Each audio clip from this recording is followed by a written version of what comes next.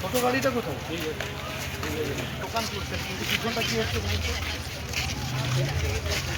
ছেলেগুলো কই ছেলেগুলো কোথায়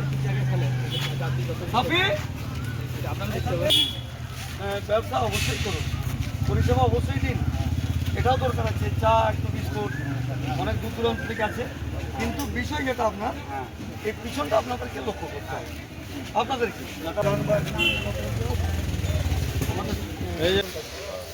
পরিবেশ খারাপ হচ্ছে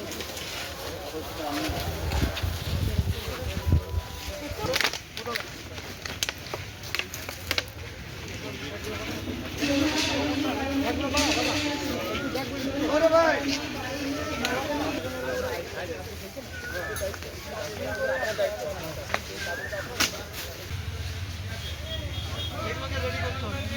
গাড়ি আছে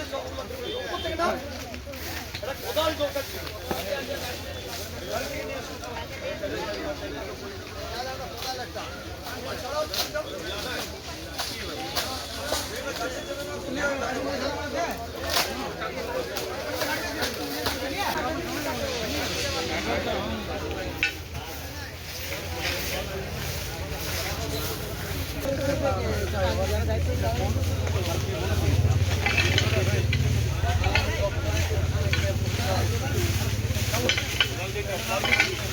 আর খেলো না, যারা দোকান করছে তারা টপ রাখবে, যারা খাবে তাদেরকেও বলছে।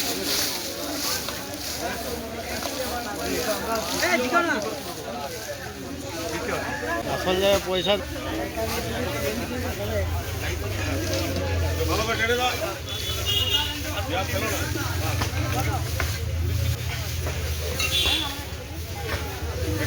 ছোট গাড়িটা করে বাঁকুড়া সম্মিলনী মেডিকেল কলেজ হাসপাতালের যে মাতৃমা রয়েছে, প্রসূতি বিভাগ রয়েছে, তার সামনের অবস্থাটা একটু দেখুন। দীর্ঘদিন ধরে একেবারে অপরিষ্কারভাবে রয়েছে এই জায়গায়, অথচ এই জায়গার কিছুটা দূরেই জন্ম নিচ্ছে নবজাত শিশু।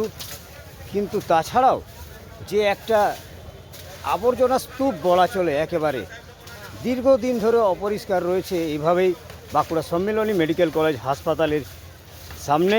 দেখতে পাচ্ছেন এখানে মাতৃমা রয়েছে, মাতৃমা এছাড়া যে প্রসূতি বিভাগের ওয়ার্ড রয়েছে, সবচেয়ে গুরুত্বপূর্ণ ওয়ার্ড যেখানে নবজাত শিশুরা জন্মগ্রহণ করছে, তার পাশেই একেবারে এইভাবে আবর্জনা স্তূপ করে রাখা হয়েছে। দীর্ঘদিন ধরে কোনো পরিষ্কার নেই। দেখছেন সেই ছবি একেবারে তারা খবর বাঁকুড়াতে।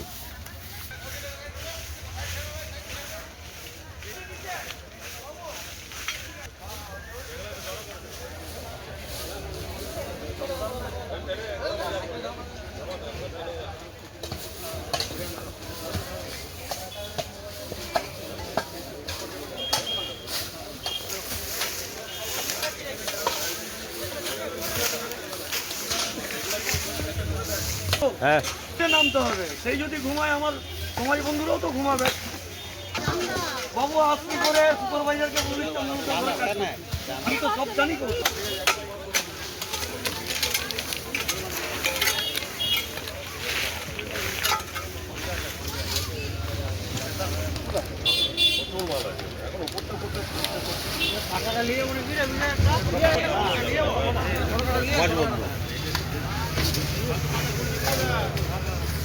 গাড়ি নাম্বার নেই, তাহলে এগুলো কাটতে হবে। গাড়ি নাম্বার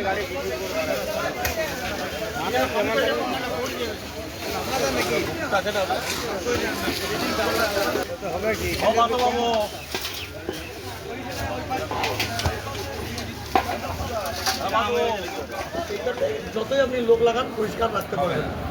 সবার আগে হচ্ছে সচেতনতা নিয়ে আসতে হবে। সবাইকে নিয়ে নিজে 3 জন করে থাকেন, 3টে শিফট হচ্ছে, ঠিক আছে। আগে